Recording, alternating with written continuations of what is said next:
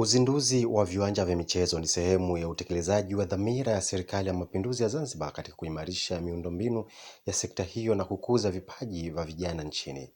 Hayo yamesemwa na Waziri wa Nchi, Ofisi ya Rais, Tawala za Mikoa, Serikali za Mitaa na Idara Maalum za SMZ, Idrisa Kitwana Mustafa wakati wa uzinduzi wa viwanja vya michezo vya wilaya iliyofanyika Mwehe Makunduchi, wilaya Kusini Unguja, ikiwa ni sehemu ya shamra za kuelekea maadhimisho ya miaka 62 ya Mapinduzi ya Zanzibar.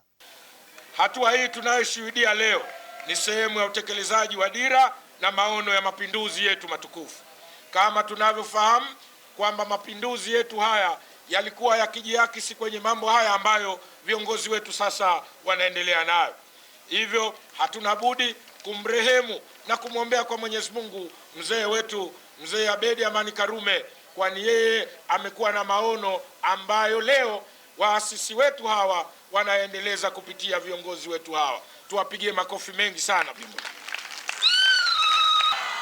Kama tunavyoelewa, ndugu wananchi, kwamba michezo ni muhimu sana katika kukuza vipaji vyetu na vijana wetu kiuchumi, kiafya, lakini pia kuongeza ajira kwa vijana wetu nchini. Lakini hii amesema hapa mama yangu hapa, Mheshimiwa Wanu, na nimshukuru sana, alitaja wachezaji ambao anajua ni wa viwango kabisa, kama mfano wananchi oye, na wenye nchi oye.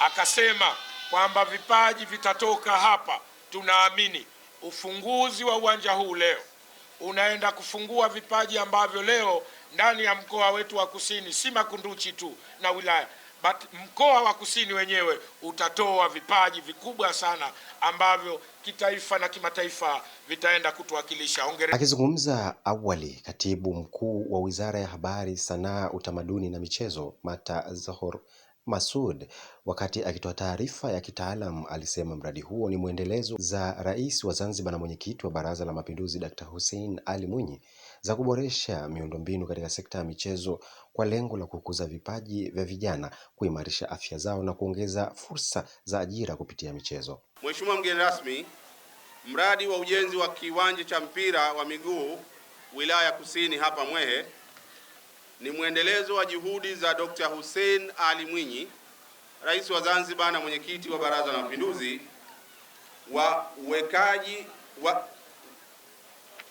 uwekaji wa maendeleo katika sekta ya michezo, ambapo umelenga kukuza vipaji za vijana, kuimarisha afya zao, mshikamano wa kijamii, lakini pia kuongeza fursa za ajira kwa vijana kupitia sekta ya michezo.